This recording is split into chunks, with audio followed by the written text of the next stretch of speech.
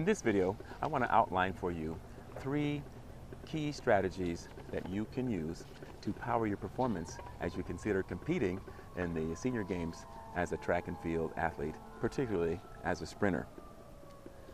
I would call these strategies essential strategies because these ought to be at the core of your plan as you set out your training schedule for any calendar year. The big 3 for me are nutrition, sleep, and exercise. Nutrition, sleep, and exercise. First of all, nutrition is very important because you get all the fuel and the building blocks that you need to take care of your body as you challenge it on a weekly and daily basis. You will find nutrition to consider in maybe 2 broad categories, your macronutrients and your micronutrients. So your macronutrients are things like proteins, carbohydrates, and your fats, and I include water in that. Some people don't, but I do include, because water is very essential. Hydration is very key for you, particularly if it's a warm day.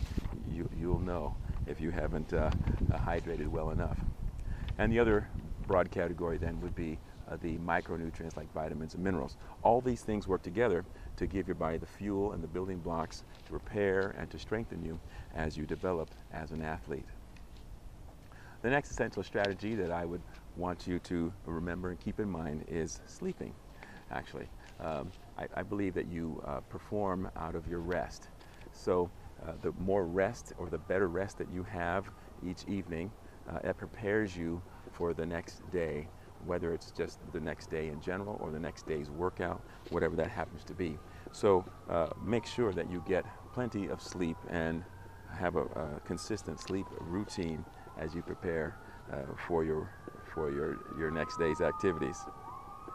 The third strategy is one I think that everybody sort of jumps to naturally, and that is exercise. You know, what kind of workouts do I need to do in order to be a better sprinter, in my case, or whatever your workout sport happens to be. So, for example, I would say that you need to consider your exercise in 3 different areas, or three focuses. You would have your strength development, you would have your technique development, sport-related technique development, and then you would have flexibility development as well. And so, as you consider developing your strength, some people like myself will use body weight only or primarily.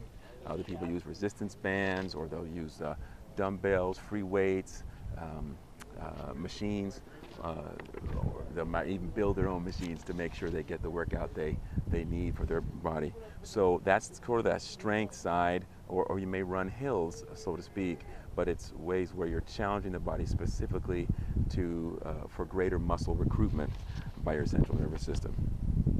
Then there is technique development. Technique development, I include your running workouts. Are you doing 4x40 today? Are you doing 3x100 or 1x300?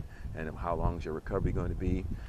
And that also would include your drills in technique. You know, arm drills. You know, fast feet drills, flexibility drills to some degree, and we'll touch on that in a little bit. But just different kind of drills that relate to the sport or the event in which you're competing.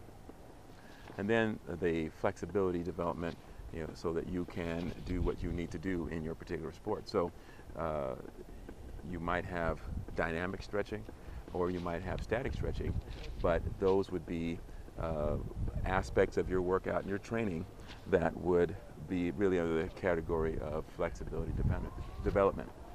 Well, I hope that you will keep in mind these 3 keys, your nutrition, your sleep, and your exercise, as you develop your training plan throughout the year. And I look forward to seeing you on the track.